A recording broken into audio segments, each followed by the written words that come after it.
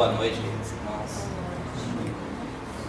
Então vamos fazer nossa prece de abertura para depois darmos prosseguimento à nossa conversa. Querido e amado Mestre Jesus, amados companheiros e defensores dessa casa, neste momento que nossos corações se voltam para o bem maior da nossa vida, o amor que deve integrar todos e que deve servir como instrumento para a propagação da paz e trazer a serenidade aos corações tão angustiados e amargurados na estrada da criança.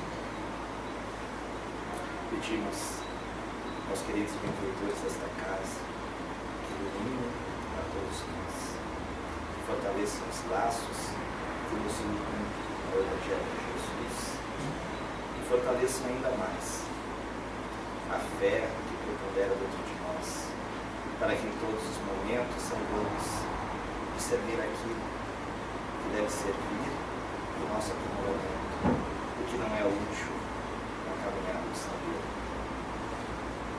Os benfeitores igualmente tragam luz e paz aos nossos corações, iluminando o nosso palestrante, para que as palavras não sejam ouvidas somente pelos nossos ouvidos, mas que sejam sentidas pelos nossos corações e compreendidas pelo nosso pensamento, para que traduzamos em práticas diárias, em vivências contínuas, os ensinamentos que nos são ditos nesta hora. Muita paz e muito amor a todos nós, queridos amigos, e damos por aberto mais um dia de trabalho e de palestras nessa casa. Muito amor e muita paz, que assim seja. Então, queridos amigos, nesta tarde de sábado, nós temos a honra de receber aqui o nosso colega, nosso irmão de doutrina espírita, o Dr. Paulo.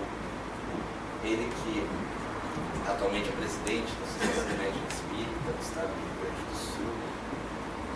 Esta associação que muito engrandece a todos os profissionais da área da saúde e que recebe muito dos irmãos trabalhadores em seus grupos de estudos, sempre com muito amor, muito aconchego. E nós gostaríamos de retribuir esse mesmo carinho com que a AME sempre recebe a todos nós. O Dr. Paulo se sinta em casa e saiba que este ambiente sempre estará à disposição de todos nós. O Dr. Paulo, que é médico psiquiatra, vai tratar sobre um tema bastante importante dentro das nossas existências, dentro da terapêutica espírita, trabalhar nos institutos da mediunidade, da iniciação, dos problemas mentais, para que na nossa caminhada a gente saiba sempre se utilizar dos instrumentos do Evangelho, a doutrina, nos trazem nessa caminhada. Então vamos passar a palavra para o Dr. Paulo, sendo que ele se sentir ficar à vontade.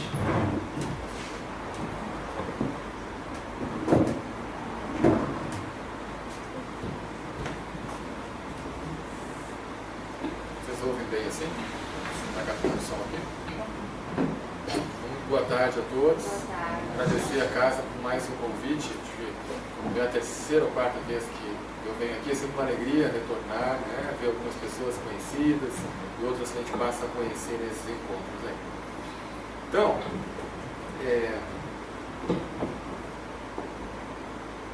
nosso tema na tarde de hoje é um tema que acaba atingindo a todos nós de alguma maneira, né?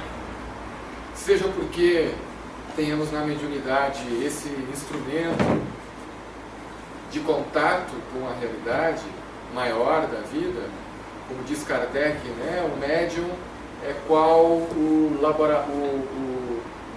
microscópio que permite desvendar não um mundo infinitamente pequeno, mas um mundo oculto, um mundo invisível que nos rodeia e que de mais a mais preside e governa todas as questões que nos tocam aqui na vida material. Se não for por isso, será porque somos ainda imperfeitos e vulneráveis às obsessões. Então, é dos capítulos mais importantes do Espiritismo e é dos capítulos que a medicina mais precisa compreender como fator etiológico, como fator causal das doenças, e que nos tempos de hoje ainda não assim o considera, seja porque transtornos mentais são dos mais prevalentes e não há famílias, pegando-se família no termo amplo, né, parentes de segundo, terceiro grau, não há famílias que não tenham membros que tenham algum desequilíbrio, algum desajuste emocional mais ou menos grave. Então é um tema que une essas questões todas e vamos procurar fazer uma reflexão, uma integração de algumas questões de ordem científica, da psiquiatria, enfim, mas sobretudo procurando colocar a luz do entendimento espiritista e das elucidações de Kardec e de outros benfeitores a respeito desse tema. Bom, eu sempre gosto de começar a reflexão nesse tema mostrando um dado que traz a relevância da casa espírita e do trabalhador espírita, sobretudo aquele que se dedica ao aconselhamento fraterno, à recepção das pessoas na casa espírita. Uma pesquisa nos Estados Unidos se propôs a investigar o que fazem os doentes emocionais, psíquicos, quando adoecem pela primeira vez. A quem eles buscam, a quem eles recorrem, em primeira instância, para obter algum tipo de tratamento, ou de esclarecimento, ou de ajuda para o seu caso. Vejo que nos Estados Unidos, líderes religiosos, lá predominantemente protestantes, foram a categoria mais buscada em primeira instância para a busca de tratamento e de apoio ao seu problema de saúde, superando psiquiatras, superando médicos, superando, eles uniram a categoria de psicólogos e outros terapeutas no mesmo grupo, sendo então a fonte de tratamento mais importante em primeira instância de quem adoece.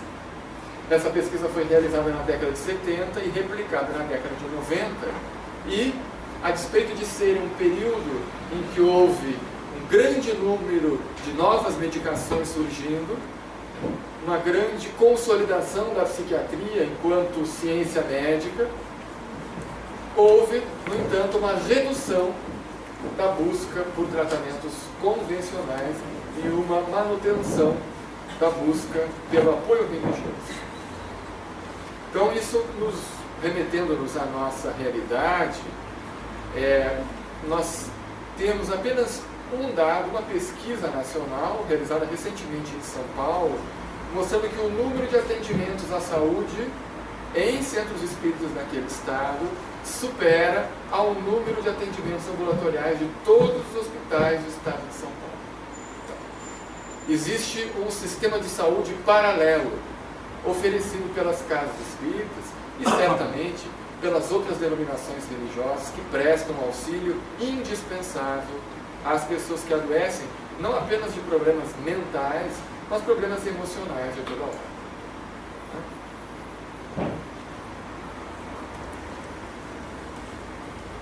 Aqui também um estudo mundial, pegando os países mais populosos do mundo, que se propôs a avaliar as crenças das populações de diferentes culturas.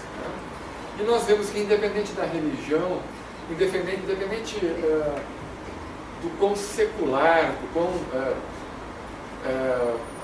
a cultura utiliza explicações não espirituais, não religiosas da vida, há nas populações do mundo inteiro um grande predomínio de pessoas que acreditam na existência da alma,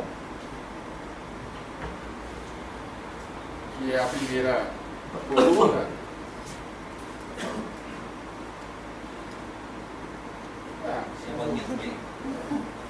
dentro. E um grande número de pessoas de diferentes culturas que acreditam na vida após a morte, ainda que não conheçam o Espiritismo, como nós temos o prazer e o privilégio de estudar e de conviver com ele. Então, a medicina, a ciência médica, as ciências da saúde, de um modo geral, perdem muito da capacidade de ajudar os pacientes e do diálogo mais franco com os pacientes, porque não dialoga com esse universo de crenças, com esse universo de visões de mundo, que os pacientes muitas vezes não dividem. Agora eu estou vendo. Agora eu me ouvi aqui.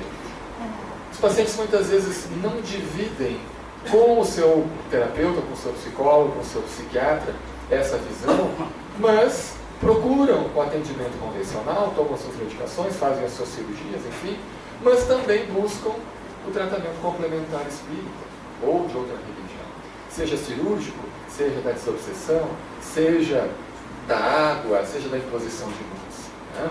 E esses universos acadêmicos, científicos e o religioso precisam cada vez mais dialogar em prol do paciente, em prol de resultados mais eficazes dos tratamentos de saúde. Bom, temos 3 assuntos a correlacionar: mediunidade, obsessão e transtornos mentais.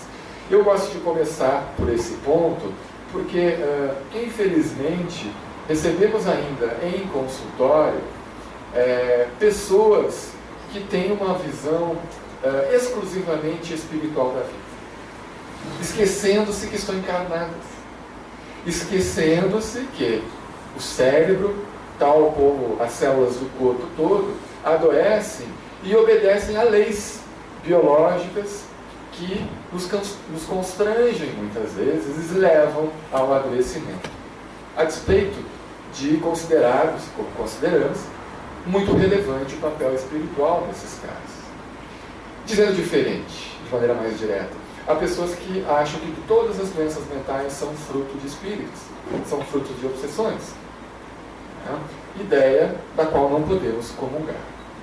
Há espaço para explicações de variada ordem, e mais perto chegaremos da verdade quando tivermos a condição de articular essas diferentes maneiras de explicar de uma maneira mais ampla e mais completa, do que colocando um ou é isso, ou é aquilo.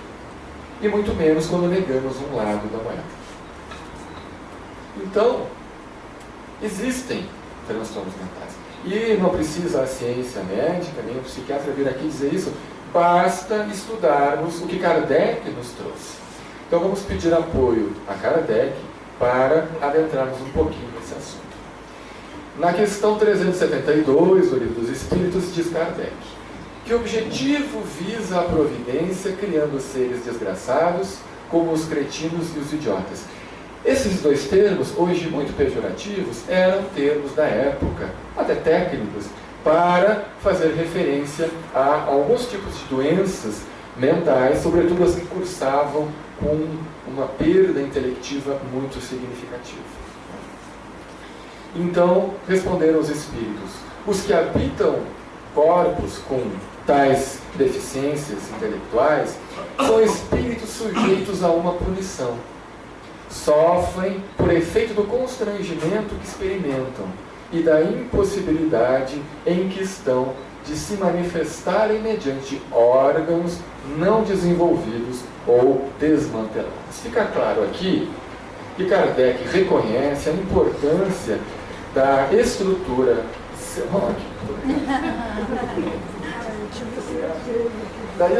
material, orgânica, cerebral, enquanto indispensável para que haja a manifestação do espírito com as suas potencialidades adquiridas ao longo das encarnações. Então, as doenças mentais são patologias que cursam, em sua maioria, com um grau maior ou menor de desajustes neuroquímicos, neurofisiológicos, que merecerão a nossa atenção adequada. Ainda que, como veremos mais adiante, a causa não possa ser reduzida a meros desajustes biológicos. Ainda Kardec. Não há, pois, fundamento para dizer-se que os órgãos nada influem sobre as faculdades. Kardec quer aprofundar um pouco mais essa questão e explorar ainda algumas respostas dos espíritos. E eles dizem, enfaticamente, nunca dissemos que os órgãos não têm influência. Poderíamos dizer, nunca dissemos que o cérebro não tem influência. Tem-na muito grande sobre a manifestação das faculdades, mas não são eles a origem delas. Aqui começamos a integrar as duas coisas. Se por um lado é necessário lobos frontais preservados em sua organização fisiológica, para que possamos expressar a nossa inteligência, a nossa capacidade de gerenciar a nossa vida, de nos comunicarmos com os outros, não é aí que reside a origem, essa faculdade psíquica que está inata em nosso espírito, e é lá que reside a causa e a origem dos desajustes últimos. Aí está a diferença. Um músico excelente, com um instrumento defeituoso, não dará a ouvir boa música, o que não fará que deixe de ser um bom músico. Né? Os nossos irmãos que vêm com patologias mentais de maior gravidade, muitas vezes são espíritos que se destacaram justamente pelo exercício daquela faculdade que lhes falta nessa vida. Notadamente, por exemplo, a inteligência. Então são espíritos que adquiriram muita condição nessa área, mas, frequentemente, não generalizemos, pelo mau uso, vêm-se constrangidos para que possam desenvolver, quem sabe, outras questões, como as suas emoções, como a sua amorosidade, como a sua capacidade de valorizar esses outros aspectos da vida, sem as quais a inteligência não consegue ir muito longe. Importa se distinga, ainda Kardec, o estado normal do estado patológico. No primeiro, o moral vence os obstáculos que a matéria lhe opõe. Há, porém, casos em que a matéria oferece tal resistência que as manifestações anímicas da alma ficam obstadas ou desnaturadas, como nos de idiotismo ou de loucura. Para não falarmos só de casos graves, podemos dizer aqui casos como transtornos de pânico, em que a pessoa, por mais espírito e mais fé que tenha, vai experimentar certas emoções em desajuste com as quais ela vai se ver em grande dificuldade de lidar somente pelo exercício da sua força de vontade, precisando de ajuda psicológica ou medicamentosa para encontrar esse equilíbrio. Podemos citar a depressão da mesma maneira, o transtorno bipolar, os transtornos de ansiedade, as fobias, as mais diversas. Todas, o raciocínio é o mesmo. Na época de Kardec, essas denominações de problemas emocionais e psiquiátricos sequer existiam. Né? Então, naturalmente, os termos que se apresentam na literatura espírita, nas obras básicas, na revista espírita, são termos da época, mas que podemos transpor para a nossa realidade atual sem nenhuma dificuldade. Pergunta ainda Kardec, qual na loucura a situação do espírito? Né? Ao que os espíritos respondem. O espírito, quando em liberdade, recebe diretamente suas impressões e diretamente exerce sua ação sobre a matéria. Encarnado, porém, ele se encontra em condições muito diversas e na contingência de só o fazer com auxílio de órgãos especiais. Altera-se uma parte ou o conjunto de tais órgãos e eis que se lhe interrompem, no que destes dependam a ação ou as impressões. Então ele continua, não vou me alongar mais sobre esse ponto, resta claro essa conclusão de que necessitamos tanto de um espírito, de um perispírito em condições, quanto de instrumentos que permitam a manifestação espiritual.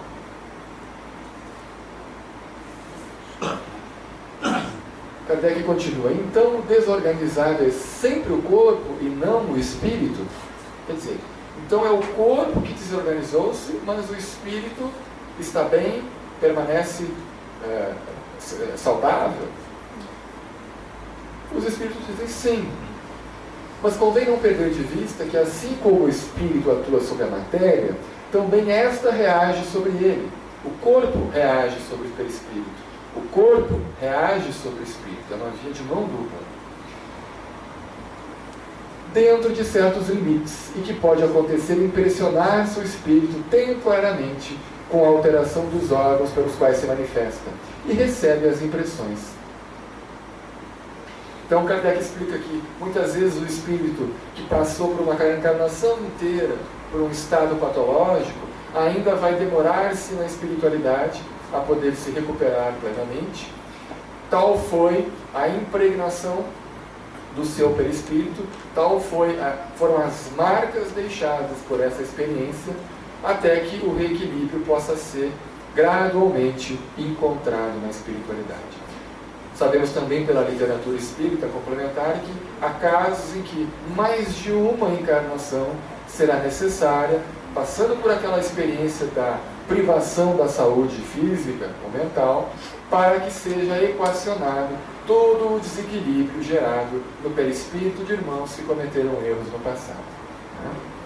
Há ainda aqueles que, bem sabendo sofrer, bem vivendo a sua doença nessa encarnação, ao desencarnar-se, vêm-se livre desse constrangimento e passam a viver, então, as suas faculdades plenas na vida espiritual. Para vermos como a coisa é complexa, há ainda aqueles que gozaram de saúde física durante toda a encarnação e viveram uma vida até a sua velhice, morrendo por causas naturais. Mas viveram tão centrados na materialidade, tão alheios à vida maior, tão fixados muitas vezes no dinheiro ou nos problemas terrenos, que desencarnam em total estado de loucura e lá vão manifestar a sua verdadeira realidade íntima. Eu gostaria de fazer uma pergunta, não sei se eu falo. Pessoas que nessa vida atual são materialistas, pegadas a bens, não ajudam ninguém, quando ele desencarnar, ele vai voltar para o mendigo para morar na rua? Não. Existe acima existe acima da lei de justiça a lei de amor, a lei de misericórdia, né? Então qualquer análise individual de situações tentando prever o que pode acontecer com determinada pessoa, ela é muito imperfeita, porque nós não temos todos os elementos para fazer essa avaliação, né? Há um grande número de circunstâncias atenuadoras daquilo que nos parece uma falta cabal, e há um grande número de situações agravantes que dizem respeito à história espiritual, à história familiar, à história de vida daquele determinado indivíduo, e não podemos fazer julgamentos que sejam realmente aplicáveis a um caso individual. O fato é, quem não souber fazer uso, né, das suas virtudes, das suas possibilidades de vida, certamente alguma consequência terá. Mas isso cabe ao nosso Pai fazer essa condução, né? Então nós vamos abrir para perguntas ao final da exposição. A gente vai podendo responder essa e outras questões, talvez com mais detalhes, né, se não houver tempo aqui durante a exposição. Bom, passamos então ao segundo ponto: mediunidade. Como é possível diagnosticar a mediunidade, né? E esse termo diagnosticar também é de Kardec. Vamos ver o que ele nos diz. No livro Que é o Espiritismo, capítulo 1. Há algum sinal pelo qual se possa reconhecer a posse dessa aptidão? Allan Kardec responde: até o presente não se reconhece um diagnóstico para a mediunidade. Todos os que julgamos descobrir são sem valor. Experimentar é o único meio de saber se a faculdade existe. Não há, portanto, nenhum sinal exterior com a qual possamos efetivamente apontar a existência da faculdade mediúnica. É uma experiência vivida, é uma experiência vivida em primeira pessoa. Sinais diretos e inequívocos inexistem, segundo Kardec. Se a mediunidade se traduzisse por um sinal exterior qualquer, isto implicaria a permanência da faculdade, ao passo que ela é essencialmente móvel, fugidia.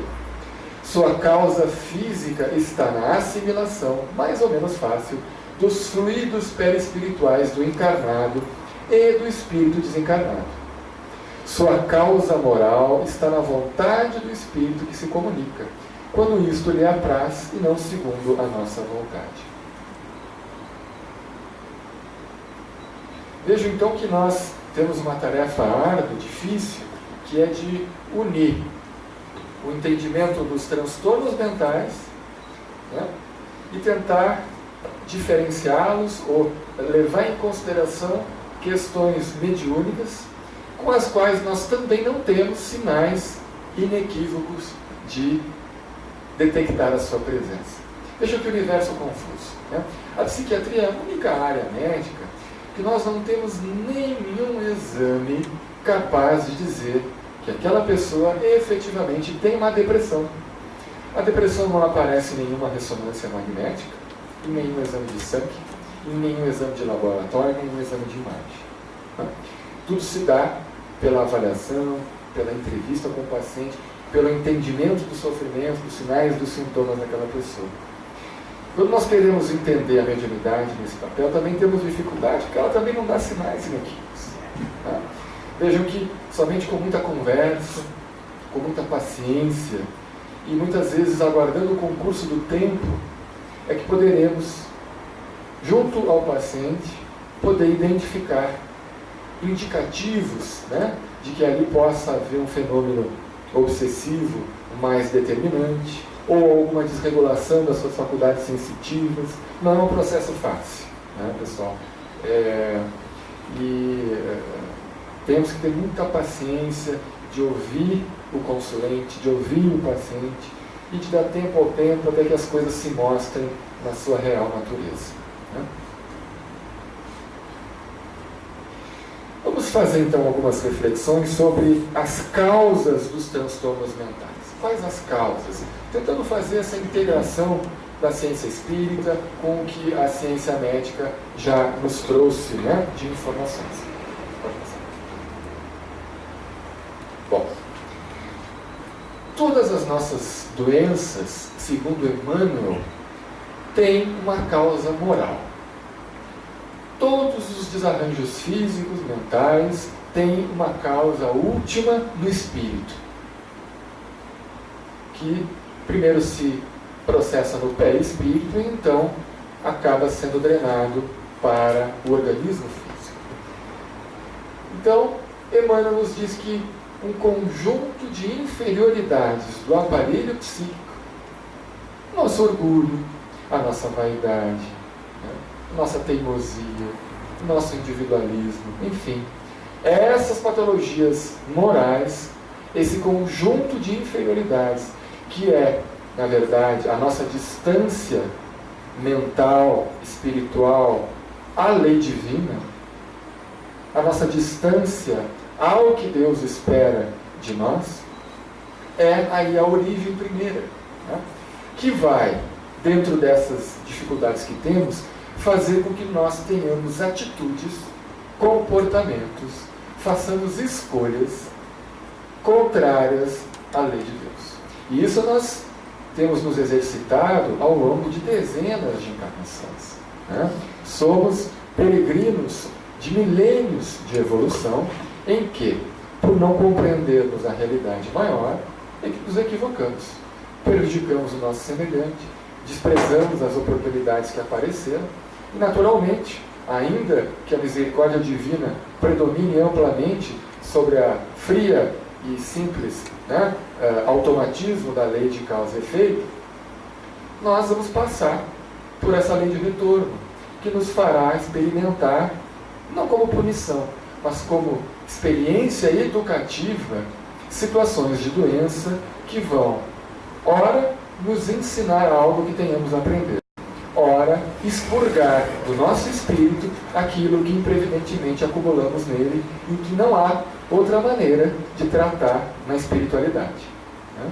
Se alguém lê o livro Entre a Terra e o Céu, tem ali uma passagem de uma criança que faleceu afogada no mar, uma onda levou, se afogou, né? Foi um acidente que comoveu toda a família.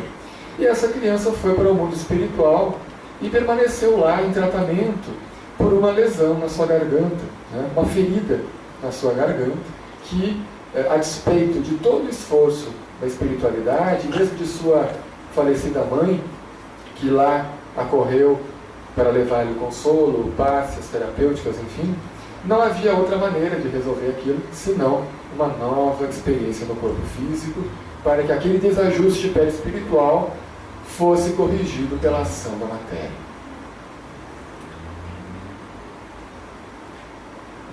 E as doenças e esse compromisso kármico, eles se manifestam através da, também, seleção de genética da qual seremos portadores.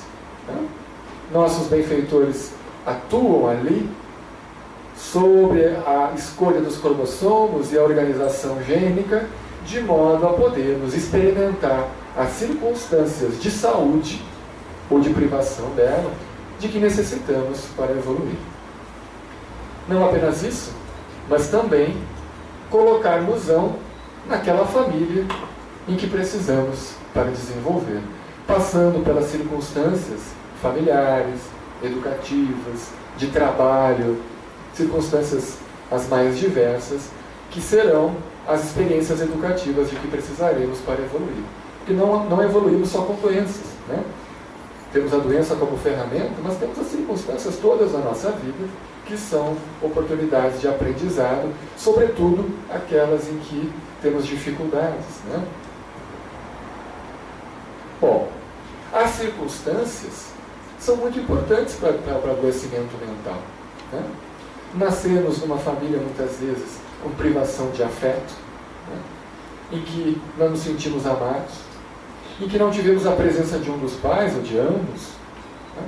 Em que sofremos situações graves, muitas vezes, ligadas à agressividade, que nos traumatizam, que fazem com que, muitas vezes, nos desenvolvamos com um sentimento muito profundo de que não somos amados, não somos queridos, não pertencemos a esse mundo, né?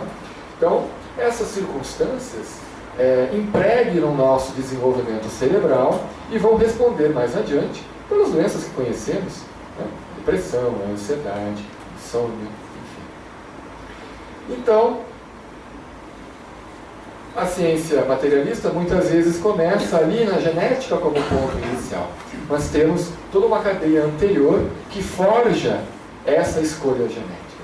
E temos também, no outro nível, as influências espirituais obsessivas, que a despeito do nosso passado, mas muito ligados à nossa imprevidência, às nossas escolhas atuais, vão atuar como elementos, às vezes, causais das nossas doenças mentais. Então aqui temos um panorama geral, tentando fazer essa integração entre o que diz a ciência espírita e a medicina. Eu gosto sempre de falar sobre... pode voltar, deixa um de cada vez aí. Aí vai... Emmanuel nos traz no livro Pensamento e Vida as origens das doenças. As origens últimas ou primeiras das doenças. E nós chamamos de patogenia, segundo Emmanuel. Então ele diz que a ausência de humildade é o início de todo o processo. Vejam como ele é específico, né? O Evangelho já nos traz que o orgulho e o egoísmo são os maiores inimigos da humanidade e daí decorrem todo o sofrimento, né, com o qual nós nos debruçamos. Emmanuel traz que a ausência de humildade é o ponto inicial dessa patogenia, desse processo gerador de doenças nas nossas vidas. Pode passar. Diz ele que a ausência de humildade, imagina o esforço desse benfeitor tentar nos explicar algo que na realidade está dentro do espírito, dentro da alma, né? Que a linguagem certamente é limitada para que nós possamos compreender com exatidão o que se processa, né? A ausência de humildade gera um enquistamento dos sentimentos. Enquistamento é formacisto, é paralisar, né? É como se a alma, nossos sentimentos tivesse que ter uma fluidez, um fluxo de um rio que tem certas zonas de paralisia, encapsuladas, enquistadas. E ele dá nome a esses enquistamentos: orgulho, cobiça, egoísmo, vaidade, essas imperfeições do aparelho psíquico que vão paralisando o livre fluxo da nossa alma, paralisando o livre fluxo das nossas forças psíquicas e emocionais. Pode passar. Esses sentimentos de alma vão gerando em nós o que Emmanuel chama de espírito de posse exclusivista, né? É como se as coisas tivessem que acontecer, como se o universo tivesse que funcionar conforme a nossa vontade, né? É como se o trânsito da Ipiranga tivesse que abrir passagem para a gente ir dirigindo livremente, tranquilamente, sem que nenhum chato passe na frente e atrapalhe, né, o nosso caminho para que possamos chegar na hora certa, né? É como se tudo tivesse que funcionar como nós gostaríamos. E nós não somos o centro do universo, né? E nem as coisas funcionam para nós. Nem as coisas são planejadas pensando na nossa vontade.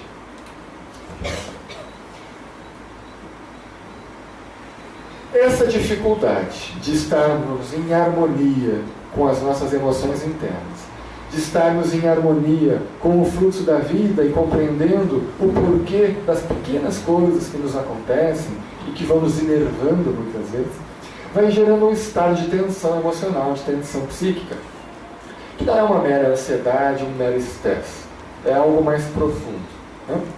E daí então, no dizer de Emmanuel, teremos o surgimento das doenças, e aí então entra toda aquela cadeia de situações, de circunstâncias, de genética, de alterações fisiológicas, que já é o impacto no corpo daquilo que carregamos na nossa alma.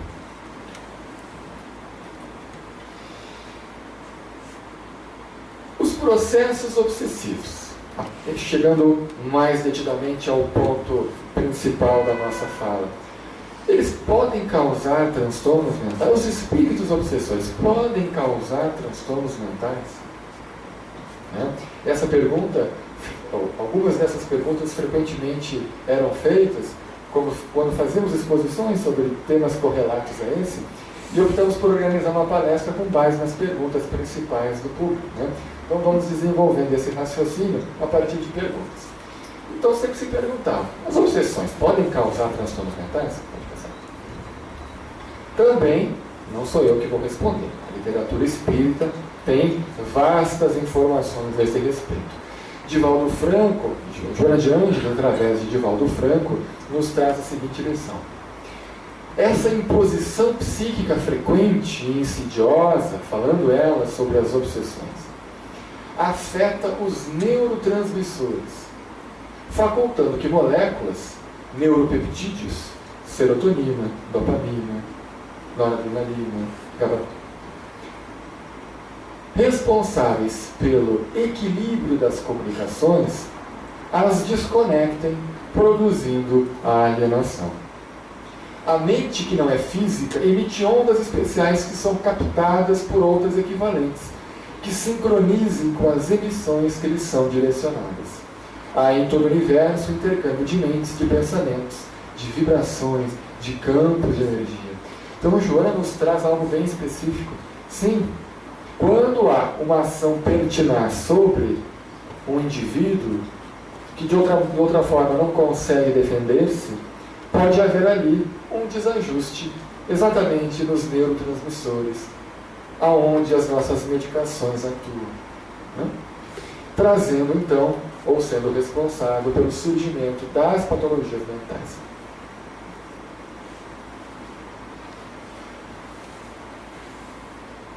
O Evangelho segundo o Espiritismo, no último capítulo, depois das preces, um dos últimos parágrafos do Evangelho, tem essa colocação de Kardec, né? Por isso que o Evangelho é um grande tratado de ciência psíquica, né? Que estava há muitos séculos à sua frente. Kardec nos deixou uma mensagem primorosa. A obsessão muito prolongada pode ocasionar desordens patológicas e reclama, por vezes, tratamento simultâneo ou consecutivo, quer magnético, quer médico, para restabelecer a saúde do organismo.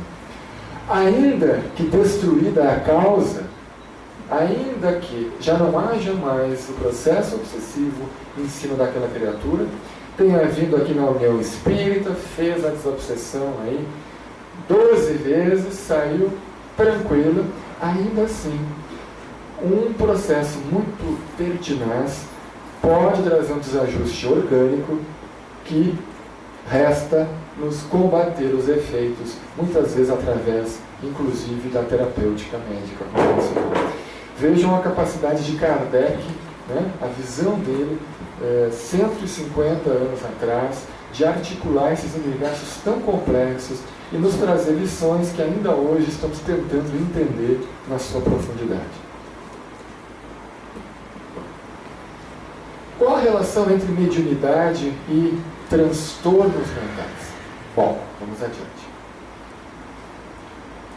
Apenas a fins de raciocínio lógico, é possível que a mediunidade, num sentido amplo, considerando aqui, sobretudo, as obsessões e a influência obsessiva sobre o médium, pode, como vimos, gerar transtornos mentais. Pode haver casos em que hajam patologias emocionais e seja aquela pessoa um médium e não haja uma ligação direta entre uma coisa e outra. E quando falamos de patologias mentais, falamos de um grande grupo de transtornos, dos mais sutis, né, aos mais graves. Pode passar. Pode haver mediunidade sem que haja qualquer tipo de desajuste de ordem emocional, de ordem psíquica, seja a mediunidade sadia, bem vivida, bem educada, bem direcionada para o bem ao próximo, né? A mediunidade com Jesus, sem que haja nenhuma patologia envolvida. E por último, pelo menos em tese, ainda que todos nós sejamos médiuns em algum grau, é possível conceber mediunidade, transtorno mental sem nenhuma mediunidade significativa. Vamos adiante. Relações entre fatores psicológicos e obsessões. Emmanuel ainda nos traz essa lição. Rendemos-nos habitualmente às sugestões do mal, criando em nós não apenas condições favoráveis à instalação de determinadas moléstias no corpo orgânico, mas também ligações fluídicas aptas a funcionarem como pontos de apoio para as influências perniciosas interessadas em vampirizar-nos a vida. Aqui então começamos a conectar nosso mundo psicológico, nosso mundo interno, né? E os benfeitores são unânimes em nos dizer que toda influência obsessiva necessita de ligações fluídicas em nós, na nossa emocionalidade, aptas a funcionarem como pontos de apoio. Então, a influência obsessiva só ganhará terreno se encontrar em nós, na nossa psicologia, nas nossas emoções, nos nossos pensamentos, esse plug capaz então de gerar aí um desequilíbrio e uma influência capaz de nos constranger de alguma maneira. A obsessão nunca é isolada. Nunca existe essa ação sobre nós sem que nós nos rendamos a essa ação através dos pensamentos que cultivamos, das emoções que sentimos, da porta aberta que deixamos para esse tipo de influência. Okay? Então, temos sempre uma coparticipação nesse processo obsessivo e não há, portanto, como costumamos pensar, vítimas. Né? Há sempre um processo de conluio em que manifestamos aí as nossas vulnerabilidades e permitimos de algum modo essa ação espiritual, que inclusive nos educa, que inclusive tem a ação favorável de nos fazer, através da luta, do empenho, da dor, transformarmos-nos interiormente, de modo a aprimorarmos as nossas aptidões mentais, emocionais, e mudarmos a rota, né? Mudarmos o rumo em direção à lei de Deus. O benfeitor Dias da Cruz também nos traz, no livro de Chico Xavier, Mensagens do Grande Além, se eu não me engano, que retrata ali lições dos benfeitores no grupo mediúnico de Chico, Instruções Psicofônicas. O livro é Instruções Psicofônicas, que nos traz as lições dos benfeitores ao grupo mediúnico de Chico Xavier, ali na metade do século XX. Ao final de cada reunião de estudos e de desobsessão, vinha o benfeitor e trazia as lições pertinentes àquele momento, que foram organizadas no livro Instruções Psicofônicas. Dias da Cruz compareceu a essa reunião em 5 ocasiões, trazendo informações valiosas sobre a obsessão e sobre, no caso aqui, as parasitoses mentais. Mensagem de 28 de outubro de 1954. Diz Dias da Cruz: no vampirismo, devemos considerar igualmente os fatores externos e internos, compreendendo, porém, que na esfera da alma, os primeiros, os externos, dependem dos segundos, os internos. Porquanto não há influenciação exterior deprimente para a criatura, quando a própria criatura não se deprime. É que pelo imã do pensamento doentio e descontrolado, o homem provoca sobre si a contaminação fluídica de entidades em desequilíbrio, capazes de conduzi-lo à escabiose e à ulceração, ao alcoolismo e à loucura, à cirrose e aos tumores benignos ou malignos de variada procedência, tanto quanto os vícios que corroem a vida moral. Usemos desse modo, aqui Dias da Cruz traz a terapêutica. Ele prescreve uma receita muito fácil para que todos nós consigamos viver sem doenças e sem influências obsessivas. Vamos à prescrição do médico Dias da Cruz.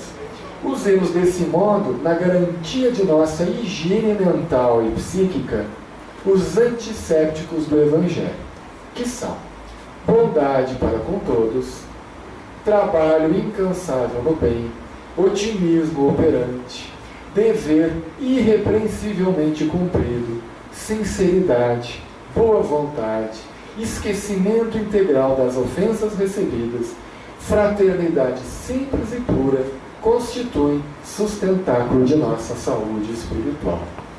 De preferência, 5 vezes ao dia, todos os dias ao longo da encarnação. É um tratamento que não intoxica, não tem efeitos adversos e é muito fácil de seguir, como todos nós sabemos. Daí, a gente não consegue aplicar receita, a gente não consegue ficar com saúde integral o tempo todo. Então, as doenças são um processo natural da nosso estágio evolutivo, não só natural como necessários para a nossa evolução. Pois bem, como diferenciar mediunidade de sintomas de doenças mentais? Eu dei essa palestra algumas vezes e ontem eu estava refletindo, ontem à noite, que essa pergunta está totalmente errada. Essa não é uma boa pergunta. A pergunta está mal formulada. Se nós estamos reflexionando aqui que as influências espirituais podem causar doenças emocionais, ou quando não causam, podem agravar doenças mentais, ou quando não agravam, podem estar de algum modo relacionadas a doenças mentais e físicas, como é que eu vou diferenciar as coisas? As coisas estão juntas, né? As coisas estão integradas. Claro que existem situações em que haverá predominantemente fatores espirituais envolvidos e talvez o concurso médico ou psicológico não seja necessário. É verdade. Há casos em que há predominantemente fatores orgânicos envolvidos, genéticos, que vão responder pela maior parte do desequilíbrio e dos sintomas do paciente. Mas ainda ali poderá haver influências espirituais negativas colaborando para o desfecho, para o desenvolvimento daquela patologia. Então, como eu mudei de ideia ontem à noite, a respeito do que falar sobre esse ponto, eu procurei na Revista Espírita uma descrição de Kardec muito interessante que permite ver essa integração desses fenômenos todos num mesmo caso. Então eu não vou falar sobre esse caso aqui, vou falar sobre outro para vocês.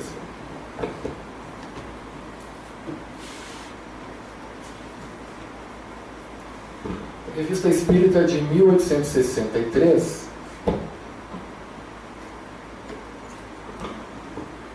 Vamos equilibrar aqui. Então eu vou ler para vocês. A respeito, tem uma série de dissertações na Revista Espírita sobre estudos sobre os processos de Morzine. Morzine era uma cidade em que houve uma epidemia de casos de obsessão, de fenômenos estranhos, anômalos, que Kardec se debruçou a estudar e colocou uma série de dissertações na Revista Espírita a respeito. Então ele traz aqui: contrariada em suas inclinações, uma mocinha se casara com um homem a quem não simpatizava. A mágoa que isso gerou levou-a a um distúrbio mental. Dominada por uma ideia fixa, perdeu a razão e viram-se obrigados a interná-la. Ela jamais ouvira falar de espiritismo. Se dele se tivesse ocupado, não teria faltado quem dissesse que os espíritos lhe haviam transtornado a cabeça.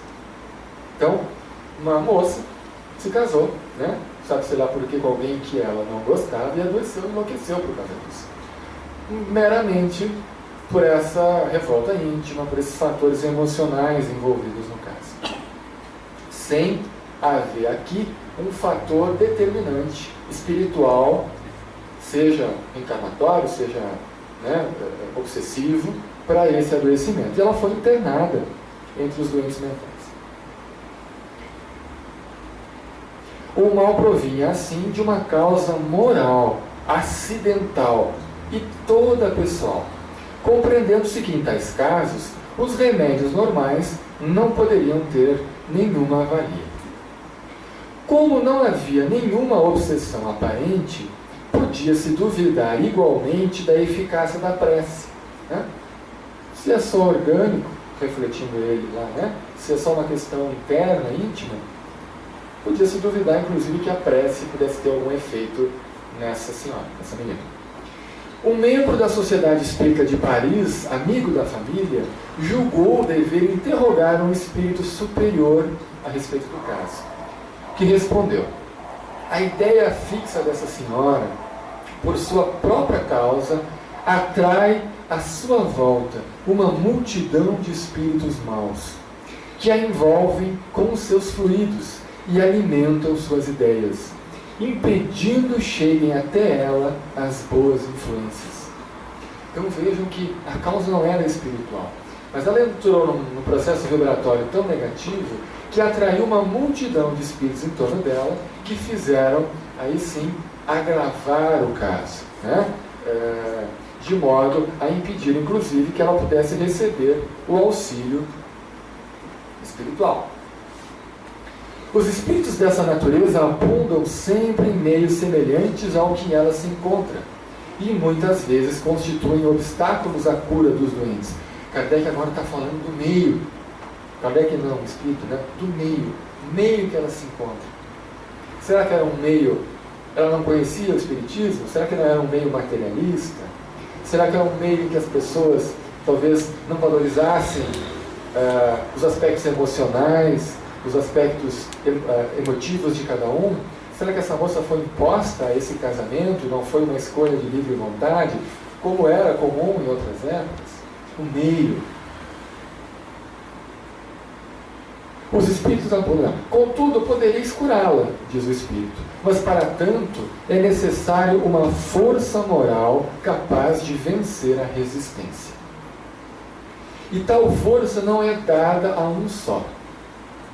Que 5 ou 6 espíritas sinceros se reúnam todos os dias durante alguns instantes e peçam com fervor a Deus e aos bons espíritos que a assistam. Que a vossa prece fervorosa seja, ao mesmo tempo, uma magnetização mental. Para tanto, não tens necessidade de estar junto a ela. Ao contrário, pelo pensamento, podeis levar-lhe uma salutar corrente fluídica, cuja força estará na razão de vossa intenção, aumentada pelo número, pela corrente que se formou. Por tal meio podereis neutralizar o mal fluido que a envolve. Fazei isso e tende fé e confiança em Deus e esperai. Essa foi a instrução do Espírito que veio dar luz sobre aquela situação.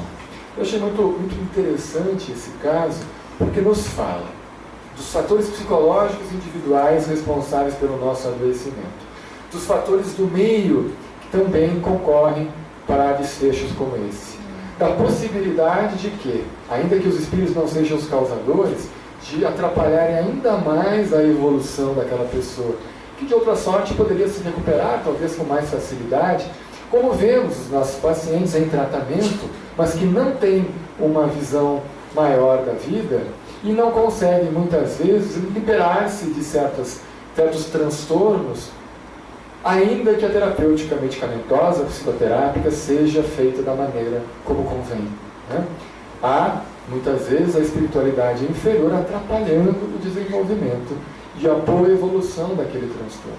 E fala também na terapêutica da prece, da nossa capacidade de podermos ajudar, né? Sobretudo quando nos unimos em prol de um mesmo objetivo, uma intenção forte e direcionada para aquela pessoa que precisa. E essa parte substitui isso aí, podemos passar? Podemos passar? Passamos. Para ir encaminhando aos poucos a finalização aqui da nossa fala, uma pergunta que frequentemente nos vem também é: quem toma medicações psiquiátricas pode trabalhar mediunicamente? E agora? Né? Vamos passar. E agora? Bom, numa frase resumimos a explicação. A questão principal não é o uso das medicações, mas as condições mentais, emocionais e morais do médium. Este é, na maior parte dos casos, o ponto determinante. Mas há exceções. Tá. Em patologias graves, né, em patologias como a esquizofrenia, como certos transtornos psicóticos, em que qualquer tipo de sobreexcitação mental cerebral pode levar a desequilíbrio, não recomendamos o trabalho de mesa mediúnica, de incorporação. Pela fragilidade orgânica, fisiológica, muitas vezes conseguida às custas de muita medicação, de muito tratamento, um equilíbrio sutil e delicado é conseguido. E qualquer sobreexcitação dos sentidos pode levar a um desequilíbrio maior que venha trazer prejuízo ao próprio paciente. Mas esses casos são as exceções. Um grande e maior número de pessoas faz uso de medicações por questões muitas vezes sequer ligadas à parte psiquiátrica. As medicações psiquiátricas são frequentemente usadas, por exemplo, para tratamento de enxaquecas. Outras tantas para regular uma mera insônia. Outras vezes crianças até usam para tratar a enurese, a capacidade, né, de conter a urina, que certas crianças demoram a desenvolver. Outras tantas, a medicação é usada para dor, para diminuir, aumentar o limiar de dor e tratar casos como de fibromialgia. Então, pegar a medicação, por simples, como um balizador, se pode ou não pode trabalhar mediunicamente, não parece ser uma boa estratégia, tendo em vista a diversidade de situações e de aplicações clínicas do uso de medicação. No entanto, ressalva feita aos casos de doenças graves mentais, né? Aí sim, recomendamos que o irmão contribua à casa espírita em outras tarefas, né, que não seja especificamente a do trabalho mediúnico. Conclusões.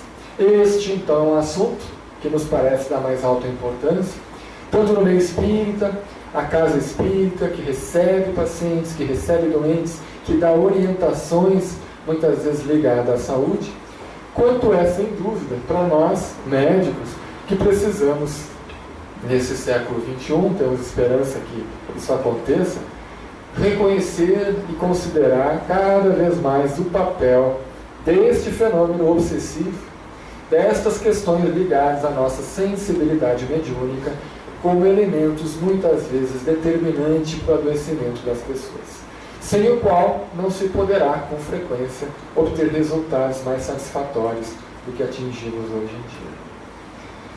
Necessário é, frequentemente, o tratamento concomitante, como diz Kardec, quer magnético, quer médico, e sempre que possível espiritual, para que a doença tenha um melhor controle.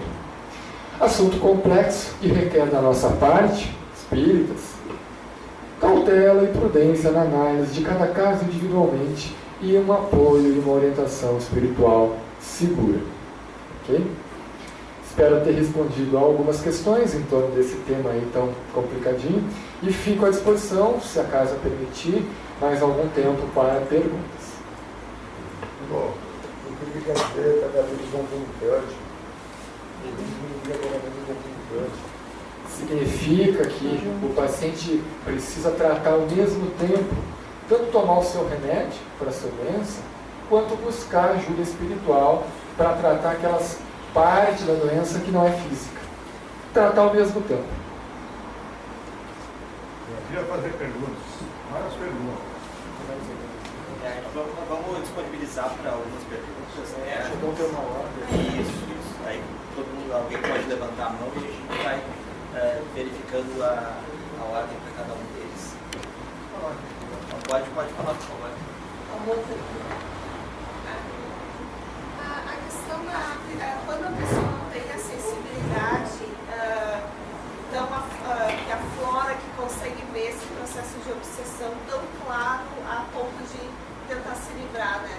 É a questão da psicografia, o papel da psicografia no auxílio, de entender mais esse processo de obsessão, como que o senhor vê, será que às vezes não há, porque muitas vezes as pessoas procuram a psicografia para tentar um auxílio, ou até na própria casa, para entender o que está acontecendo.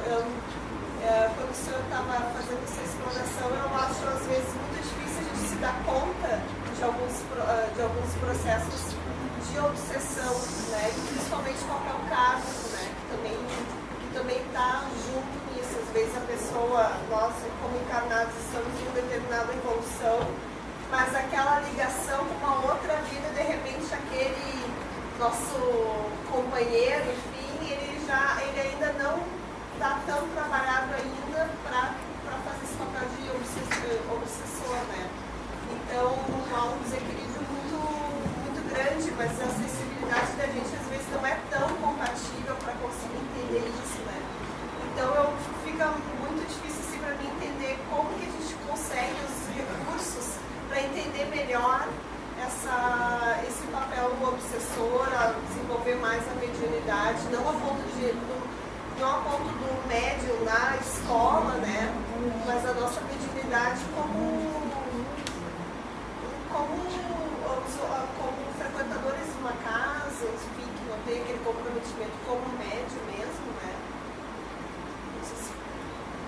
Eu não sei se eu entendi bem a pergunta, desculpa se eu não responder, mas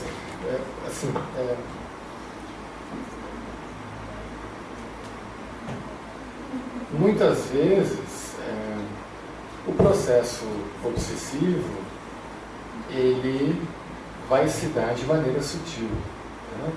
Porque sempre que é algo ostensivo, ou quando há um médium com uma mediunidade muito ostensiva, isso até fica mais fácil, né? Porque se consegue identificar com mais clareza e atuar sobre aquele processo sem perda de tempo, né? Diretamente ao ponto. Mas o que acontece na maior parte das vezes é uma influência sutil e prolongada, né? E que tem espíritos que chamam de meia obsessões, de quase obsediados, né?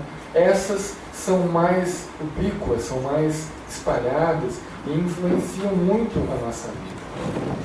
A literatura espírita traz, né, os indicativos que apontam para essa possibilidade, né?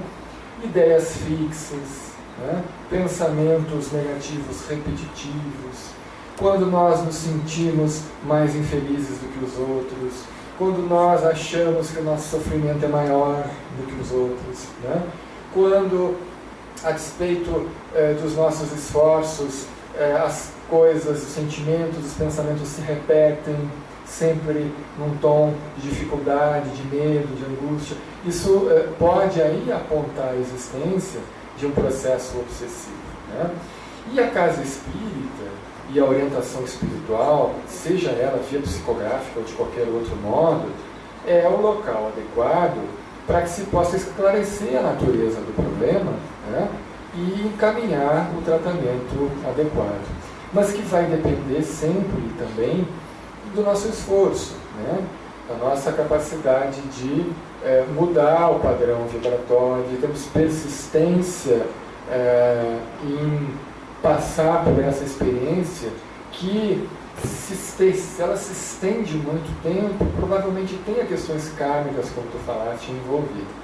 No livro Instruções Psicofônicas, que eu citei aqui, que era um grupo de desobsessão, eu achei muito interessante quando eu li, porque ao final do livro, o Chico trouxe uma estatística daquele ano, né, a respeito de quantas pessoas foram atendidos, quantos espíritos foram encaminhados, quantos espíritos mudaram de opinião e deixaram de perseguir os encarnados, quantos se tornaram colaboradores do próprio grupo. Tem uma estatística ali, então, da eficácia do tratamento da desobsessão daquele grupo, que era um grupo de alta envergadura, um grupo que tinha Chico Xavier. E a gente vê ali que uma boa parte das pessoas que foram buscar ajuda não conseguiram encontrar a desobsessão completa, definitiva, né? Porque o quadro tinha nuances e contextos que iam além da possibilidade de auxílio imediato daquele grupo, né? Então, esse tipo de questão envolve persistência, paciência, né? E muita fé, muita continuidade na casa espírita e no processo de reforma íntima, quando ele é dessa forma, persistente, para que haja uma resolução eficaz. Espero que tenha respondido. Eu quero fazer pergunta, né, sobre a obsessão. Eu sou um ex-alcoólatra. Eu parei de beber no segundo casamento. No primeiro casamento ela não conseguiu. Desde o jovem comecei a beber, jogar futebol. De repente eu fiquei viciado dentro do carro. No segundo casamento, eu vivo há 32 anos com essa pessoa, ela descobriu as bebidas como as mulheres bebidas. Mediunidade. A minha mãe é uma pessoa do interior. Ela disse que uma irmã minha, que ela namorava um rapaz aí, e ela foi muito tipo. Nós morávamos numa vila popular aí, na Zona Sul. A minha irmã ficou envelhecida, apaixonada, que ia casar com interesses também disso aqui, para sair da vida. A minha mãe disse, olha, deixa na casa, não vai dar certo o casamento. E acabou agora que esse camarada que os filhos, 4 filhos, sei lá.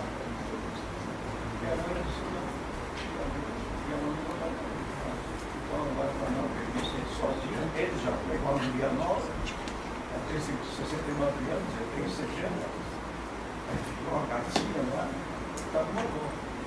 Quer dizer que então, as pessoas também podem ver coisas. Fui numa casa espírita, uma vez levado uma pessoa, antes do meu casamento, atendeu o espírito, porque eu tinha um problema de álcool. Aí tinha uma mesa composta por várias pessoas falando, depois ele começou a me olhar assim, me atravessar, e começou a falar, não, é o seguinte, cara, eu teu pé, eu vou te levar. Aí eu fiquei colorado. Eu vou pedir a gentileza, como tem várias pessoas que podem querer perguntas, só pode ir direto à pergunta para eu poder. Saber ver se puder força, ele vem de cigarro. De repente, se quisesse que eu bebesse, eu não quero beber, não vou beber, então. Então, assim, a gente, em palestras públicas, a gente sempre evita. E as pessoas veem coisas que acontecem. Nós vamos evitar individualizar. Eu não vou falar sobre o seu caso, né, porque eu não conheço o seu caso como deveria para dar uma resposta responsável. Mas o que a literatura espírita traz, vastamente, Joana de Ângeles, André Luiz, é o quão grande é a influência espiritual nesses processos de vício, seja ele álcool, drogas ou vícios comportamentais de outra natureza, né? Há frequentemente ali um conluio de natureza espiritual em que muitas vezes o encarnado ele se mantém passivo diante de forças espirituais que passam a induzi-lo à busca do álcool, à busca da substância química qualquer. Então, parabéns se o senhor tem se saído vitorioso nessa batalha, porque não é fácil e requer muito esforço, muita força de vontade e muito apoio espiritual também. Na zona aqui, eu vejo a gritaria de noite. Essa é uma zona realmente. As mulheres estão bebendo. Alguém tem mais alguma pergunta? Talvez o senhor já tenha dito antes, eu tenho repetido isso sim, desculpa. Mas eu queria saber se os transtornos mentais, eles são sempre uma consequência de algum deslize, de alguma contaminação, ou eles também podem ser pensados, planejados para a encarnação? Sem dúvida, sem dúvida. Né? Eles podem acontecer por como foi lido no caso aqui, né? Um contexto em que Kardec disse por acidente, a pessoa não se resignou diante daquela situação e adoeceu, mas não era uma experiência obrigatória para aquela senhora, e outras tantas vezes vai ser planejado, né? Como uma experiência redentora, reparadora, e toda a encarnação daquele indivíduo vai ser pautada por um planejamento prévio para que ele passe por essa experiência e se desvincule das injunções kármicas que acumulou. Né? Então, os dois casos acontecem. Aqui, quando o senhor colocou as sugestões para evitar a obsessão, pareceu até meio piada, porque seria um espírito de luz para fazer tudo aquilo ali, me parece que não estaria mais nesse plano. Mas, assim, quando a gente ouve uma palestra tão preciosa como o senhor acabou de fazer, é bom que a gente pense alguma coisa para levar para a prática do dia a dia, né? Porque senão fica se expande tanto que não se capta. Então, para mim, ficou, eu não vou ser aquele espírito de luz ali, mas eu quero usar uma situação que me ajude. Então, eu me apeguei nessa assertiva aqui, orai e vigiai.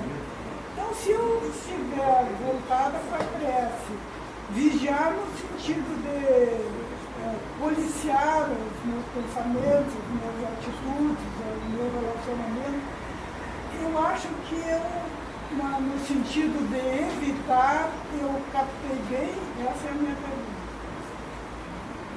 Eu vou lhe contar um segredo. A senhora é um espírito de luz.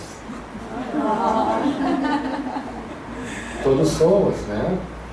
Pode ser que a nossa luz esteja apagada, mas ser outra coisa e a gente é que tem que acender. Né?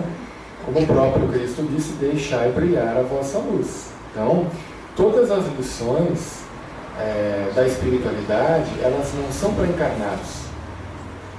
As lições não são para a sua personalidade atual. As lições são para o seu espírito imortal. A encarnação aqui é só uma pequena passagem.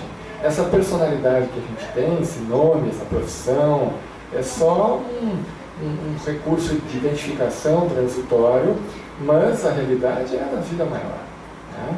Então, a lição de Dias da Cruz ela é muito difícil de ser aplicada, né? Como é a lição do Cristo, mas é o nosso objetivo e é o nosso fim inevitável. Né?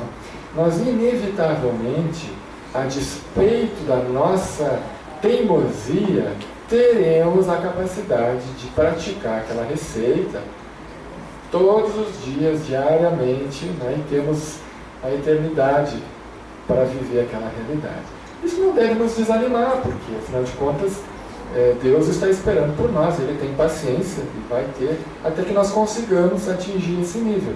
Mas a receita, infelizmente, tem que ser essa. Né? E o orar e vigiar é o melhor que nós podemos fazer, realmente, talvez que seja mais próximo de nós, atentarmos realmente para os nossos pensamentos, para as nossas atitudes, para os pensamentos que emitimos para os outros, e às vezes nem nos damos conta. Né? Antes de sair, ele nos deixa impregnado daquela qualidade negativa, muitas vezes. Né? Então, é a lição do mestre, orar e vigiar. E sem isso, a gente vai cair muitas vezes, até aprender a fazer direitinho. Muito obrigada.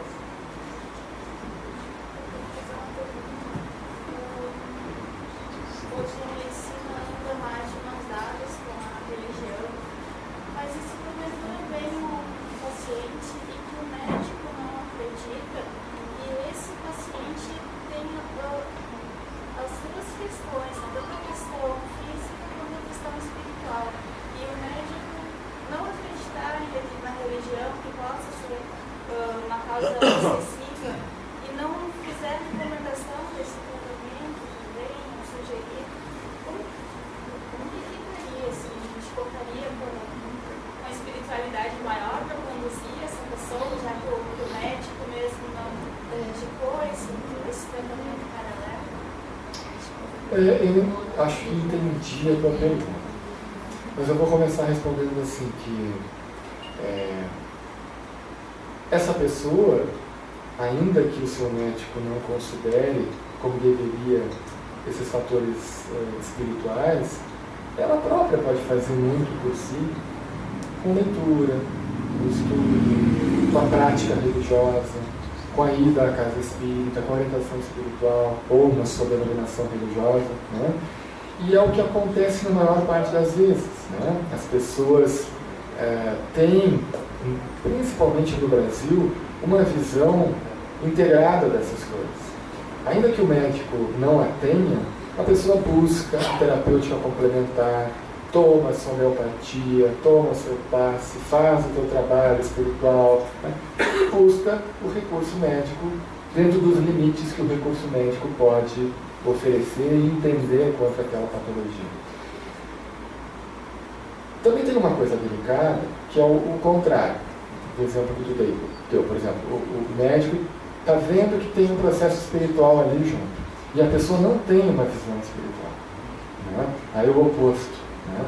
E no ambiente profissional, precisa ser regido por questões éticas, da ética da profissão, a gente não pode ultrapassar limites. Né? Não pode impor uma crença ou uma visão da doença ou de mundo que traga um constrangimento ao paciente que não tem essa visão. Aí, infelizmente, a gente tem que, aos pouquinhos, esperar aparecer uma brecha, né?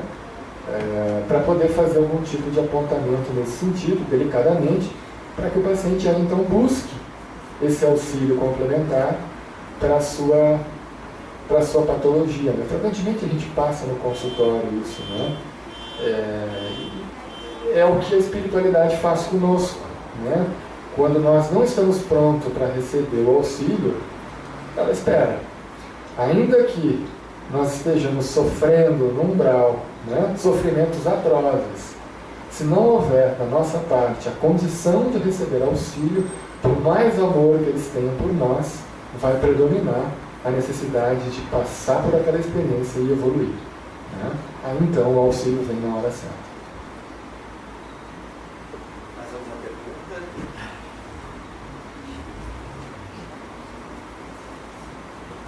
Por favor.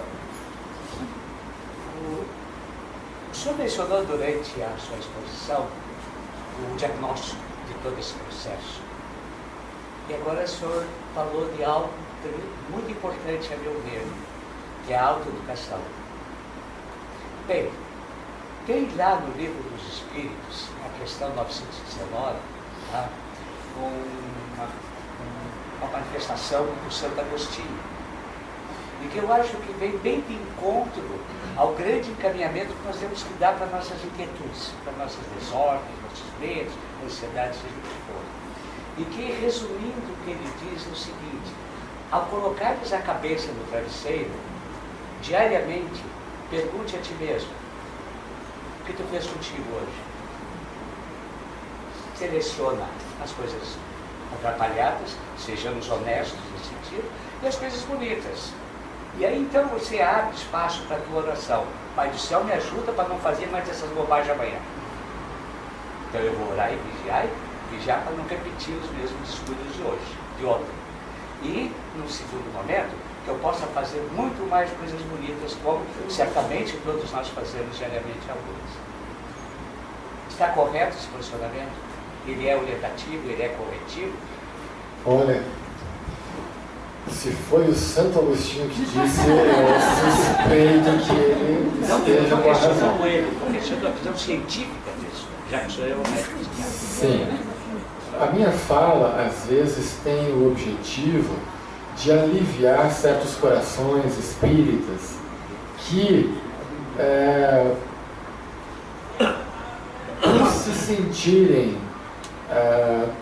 com uma fé muito robusta, por acreditarem como devem no poder da oração, da autoajuda, da reforma íntima, do esforço pessoal, da terapêutica espírita, algumas pessoas ainda assim adoecem mentalmente. Sofrem de depressão, encontram-se às voltas com os vícios, tabaco, o álcool, são tomadas como ele expôs, se pode falar, né? O padre Fábio Marcelo, Fábio de Mello, né? Com uma hora para outra com um ataque de pânico sem maiores explicações.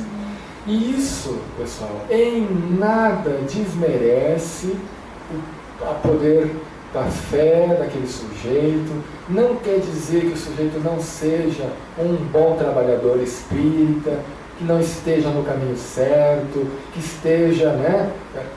Não.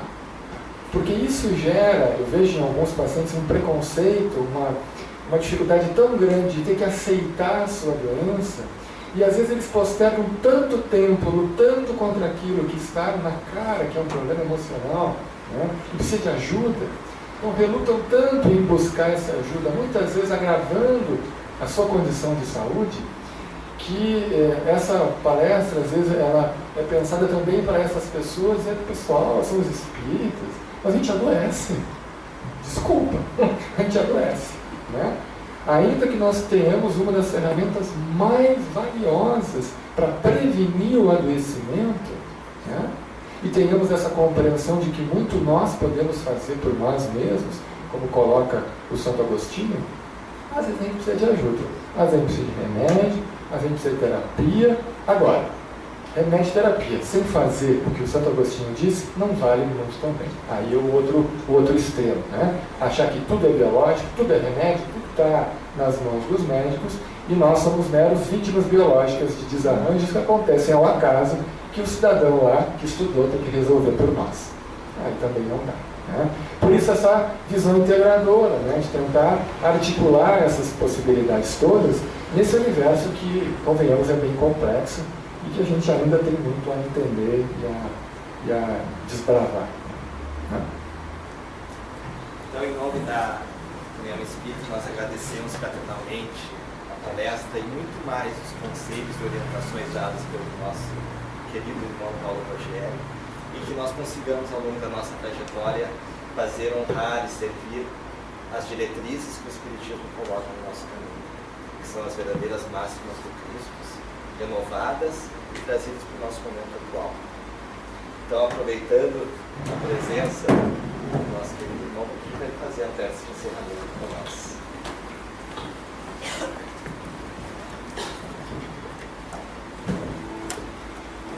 Mestre Jesus, Pai amado,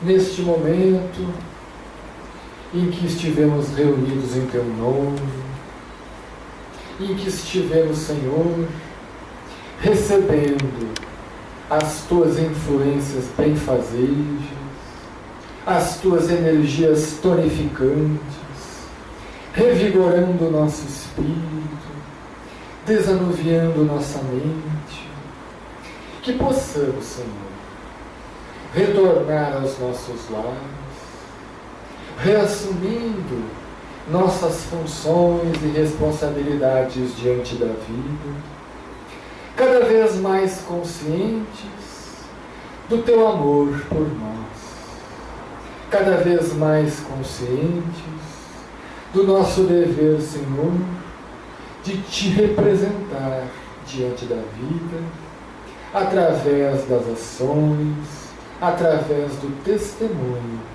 que Tu esperas de nós, diante de todas as situações que se apresentam. Sê conosco, Jesus, acompanha-nos hoje e sempre, e pedimos permissão e damos por encerrada as atividades de palestra na tarde de hoje. Que assim seja. Que assim seja.